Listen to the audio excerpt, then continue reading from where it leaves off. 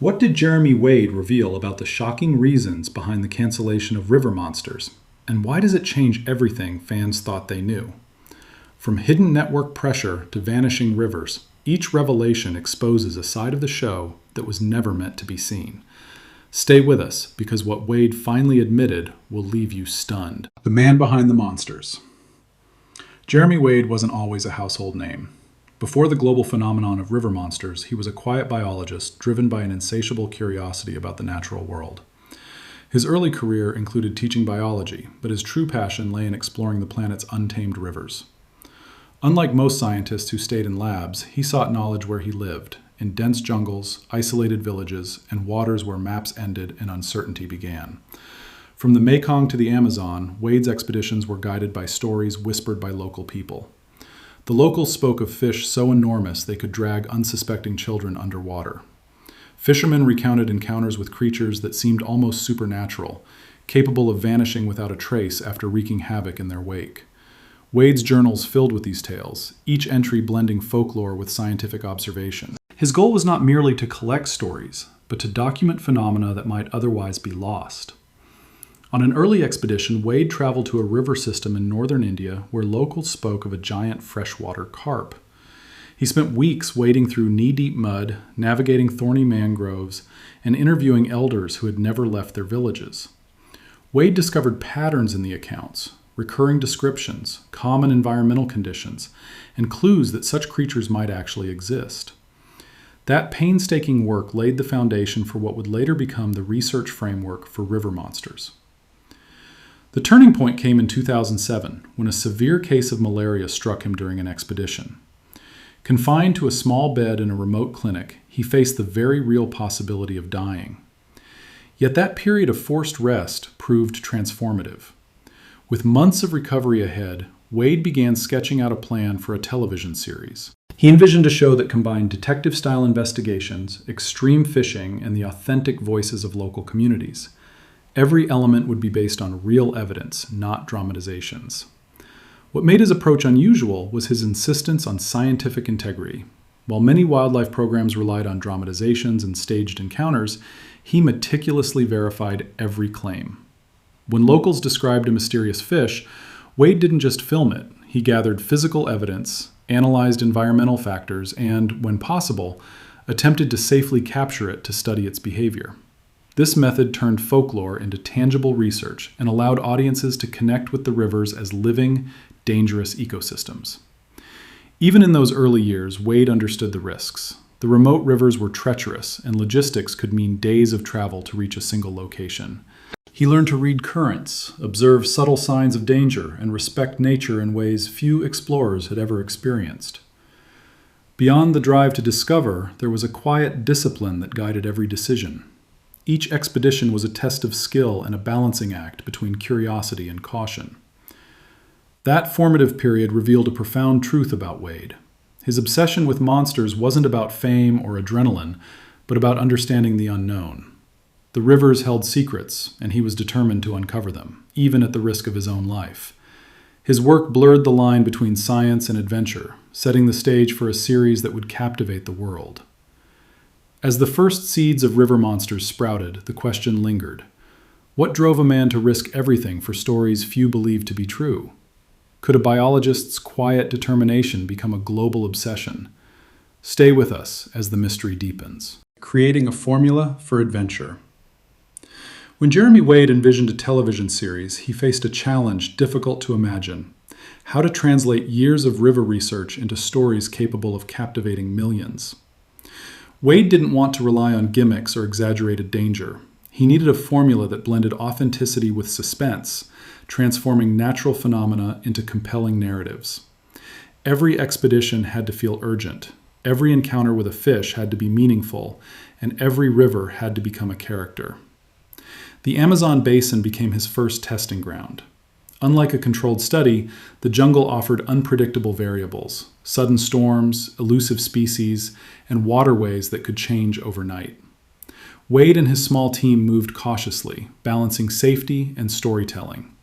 Local guides were indispensable, sharing knowledge about hidden currents, secret areas, and the behavior of legendary creatures. Without them, many mysteries would have remained unsolved. From the outset, Wade adopted an investigative approach. Each episode began with evidence gathering, examining bite marks on boats, analyzing scars on captured fish, and comparing eyewitness accounts. His notebooks filled with sketches, measurements, and observations. That combination of fieldwork, science, and suspense made river monsters unique. On an early expedition, he investigated the arapaima, a giant fish capable, according to local lore, of dragging a person underwater. Wade spent days tracking signs, disturbed vegetation, strange ripples, and footprints on the riverbank.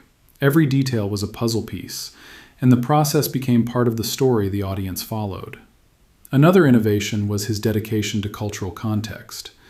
Many legends were interwoven with the lives of riverside communities. Wade documented how certain species influenced diets, rituals, and beliefs. In one region, the legend of a river monster affected annual fishing practices. Filming in the jungle required ingenuity.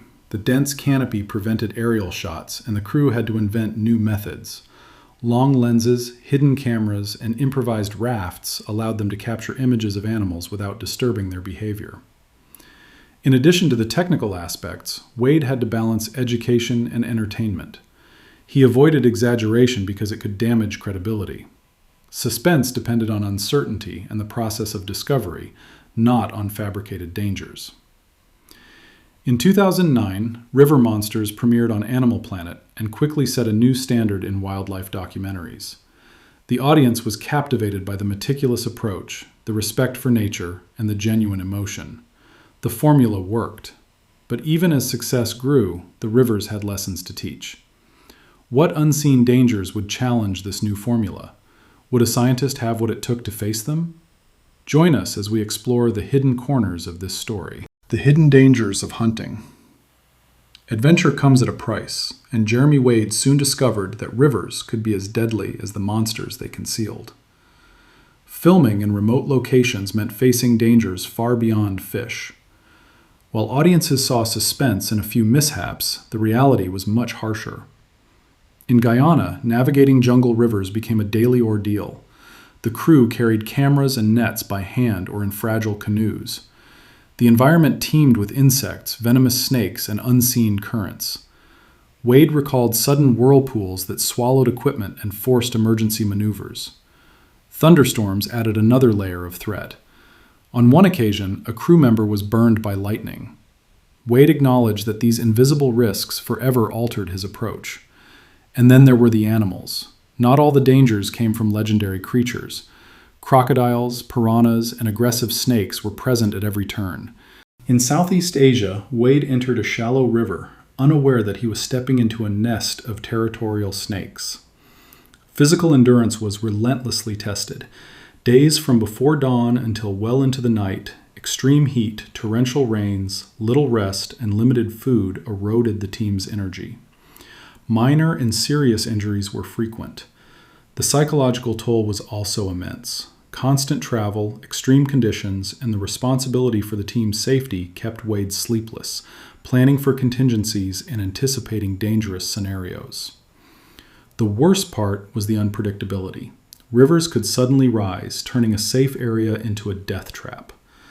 On one occasion, a flash flood forced them to abandon all their equipment and run for higher ground. Even so, Wade maintained an analytical approach. Every scare became a lesson.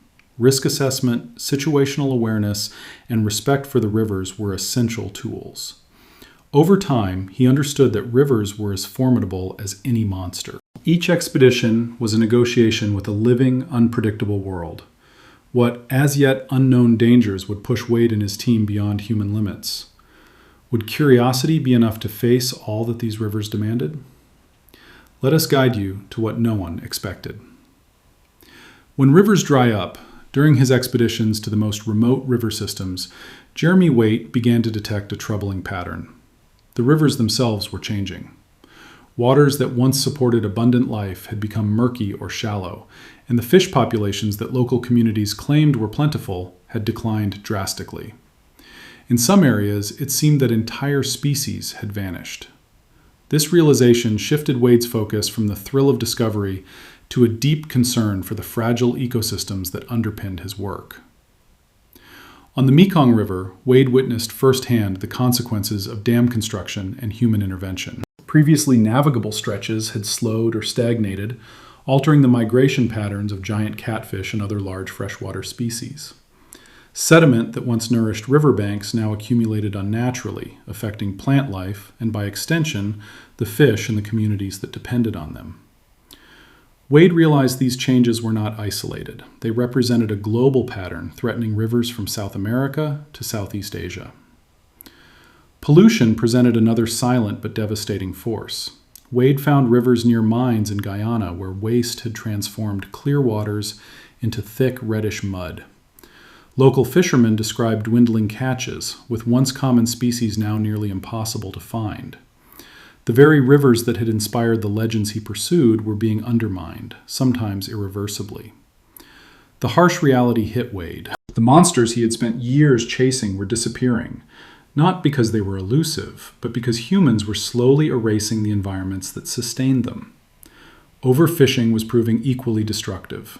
Wade had always emphasized ethical catches for research, but he observed other fishing practices that lacked sustainability. In regions where the demand for exotic fish had increased, communities relied heavily on commercial fishing or nets that indiscriminately caught all fish. Species once considered abundant were being driven to the brink of extinction, and legends of monstrous size no longer matched the reality of decimated populations. For Wade, this created an uneasy tension between his desire to document monsters and the ethical responsibility to protect them. Even climate fluctuations played a role. Prolonged dry seasons and rising temperatures altered river currents, reduced oxygen levels, and fragmented habitats. Wade observed that areas that had yielded large specimens for decades now offered smaller or stunted fish, or none at all. In some remote locations, he returned to rivers he had filmed early in his career only to find them transformed beyond recognition. It was a sobering realization. The adventure he had pursued for so long was being overtaken by environmental collapse. These ecological changes also had operational consequences. With fewer monsters to locate, the investigative aspect of river monsters became increasingly challenging for Wade, and his team had to spend more time searching, navigating more dangerous or inaccessible areas to find even the most modest evidence. Each expedition demanded more preparation, more risk, and more ingenuity, but the results diminished. The thrill of discovery was now intertwined with the harsh reality of dwindling habitats. This growing awareness influenced Wade's thinking about the program's future. He began to question whether pursuing elusive creatures in declining ecosystems was sustainable or responsible. Documenting monsters was exciting, but each time it felt like a race against human-caused extinction. Every capture, every encounter filmed, carried with it the awareness that it could be one of the last. Wade's reflections deepened his understanding that rivers weren't merely settings for adventure, but fragile, living systems in peril. The legends he pursued were symptoms of a larger, invisible crisis threatening ecosystems worldwide. What he was discovering in these waters was no longer just about monsters. It was about survival. If the rivers themselves were disappearing, could the monsters that lived in them survive long enough to tell their stories? Stay tuned for the next twist. Behind the boardroom curtain, even the most daring expeditions face unseen pressures from executives. For Jeremy Wade, those pressures began quietly, behind the polished doors of boardrooms, where decisions were guided less by a fascination with monsters and more by budgets, ratings, and demographic trends. Initially, the show's producers had a clear vision: to thrill audiences with shocking encounters showcasing creatures that seemed impossible to exist. But as the show grew, the television landscape shifted, and executives began asking different questions. Would it be profitable if the costs of filming on remote rivers continued to skyrocket? Was the show's risk worth it if a single accident could cause legal or environmental problems? Filming on some of the world's most isolated rivers involved enormous expenses. Helicopters, off-road vehicles, and specialized diving equipment were mandatory for even the simplest filming. Wade's team often faced unexpected floods or dam releases, forcing costly improvisation. Executives began scrutinizing every episode budget, weighing whether the thrill of a monster sighting justified the growing financial burden. The pressure wasn't just numerical, it was creative as well. Networks were increasingly leaning toward content that would appeal to broad, safe audiences, family-friendly programming that could be marketed to both children and parents. The raw, sometimes terrifying reality of monster hunting expeditions began to clash with these priorities. Meanwhile, audience analytics added another layer of tension. The data revealed that while hardcore fans loved the suspenseful hunts, casual viewers responded better to stories with human drama, cultural exploration, or conservation. Network executives pushed for greater visibility for local communities and human stories about long hours on murky rivers. This shift subtly reshaped what audiences saw on screen. Monster hunts remained central, but episodes were carefully edited to highlight the adventure without alarming parents or regulators. Every scare had to be measured, every confrontation with a giant fish carefully framed to avoid controversy. Even Wade felt the strain. He had to balance his personal passion for discovering the unknown with the network's commercial imperatives. Some rivers that had captivated him were deemed too remote or logistically impossible, while others were staged to meet production schedules. Locations were chosen not only for sighting potential, but also for accessibility, safety, and cost efficiency. In several cases, entire trips were canceled, leaving Wade frustrated but constrained by the invisible hand of network economics. These decisions were never obvious to viewers, but they quietly guided the show's direction. High-stakes logistical challenges became regular topics of discussion in production meetings. The teams discussed the insurance implications of diving in remote waters, emergency evacuation plans, and the high probability of equipment loss. Wade had stories of nets and entire boats swept away by flash floods, shots nearly ruined by weather, and encounters aborted because safety standards couldn't be compromised. Behind the boardroom curtain, executives constantly weighed excitement against responsibility, transforming the show into a delicate balancing act. Perhaps the most profound change was philosophical. The network's desire for a family-friendly, safe image slowly propelled the show toward a lighter, more polished presentation. The monsters were no longer just fearsome adversaries. They became part of a narrative that educated viewers about rivers, ecosystems, and species behavior, all within a controlled and safe framework.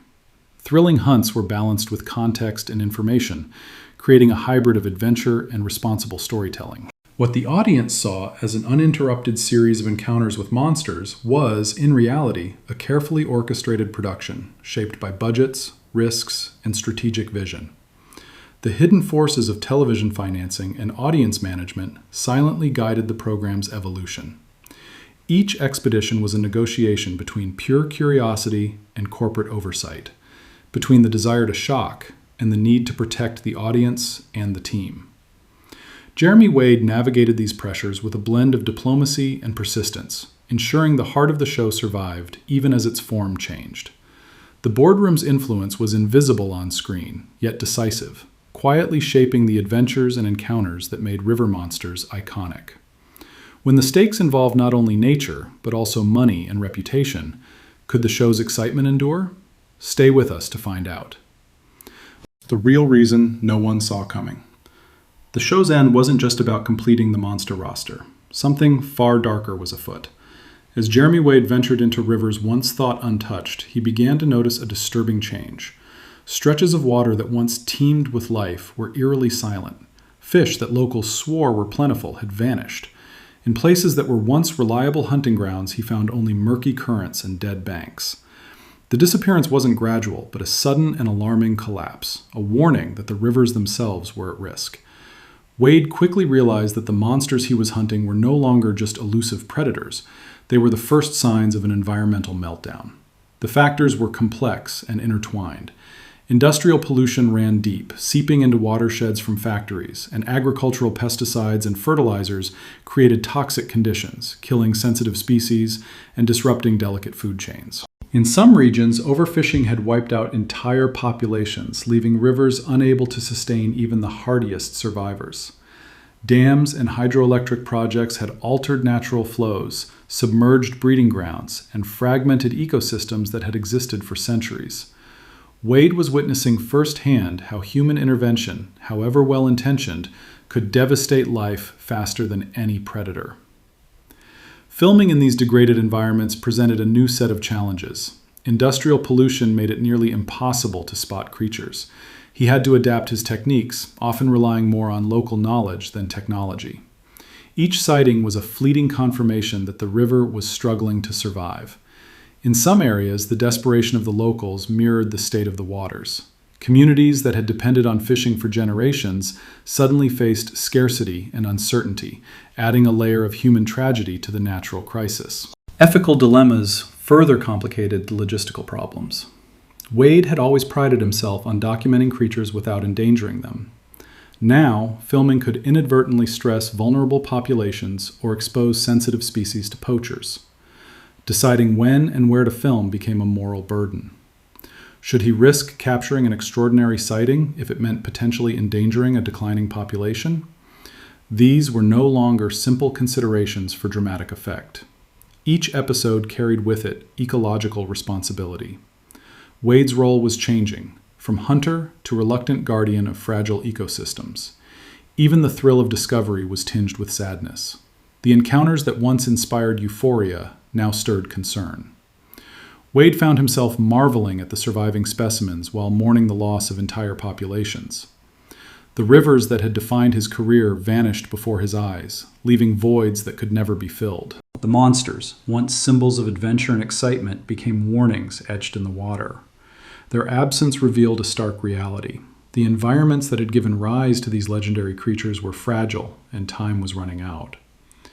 The personal cost was considerable. Wade had to confront a bitter truth. His adventures could no longer exist in isolation from environmental reality. He began documenting not only monsters, but threats, pollution hotspots, invasive species, and areas of extreme habitat loss. Every dive and net cast was a lesson in the urgency of conservation.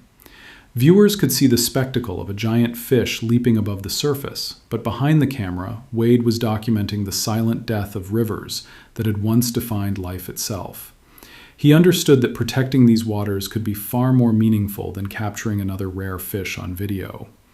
The sadness was subtle but profound. Every empty river, every missing fish, and every threatened ecosystem reminded him that adventure alone couldn't save these waters.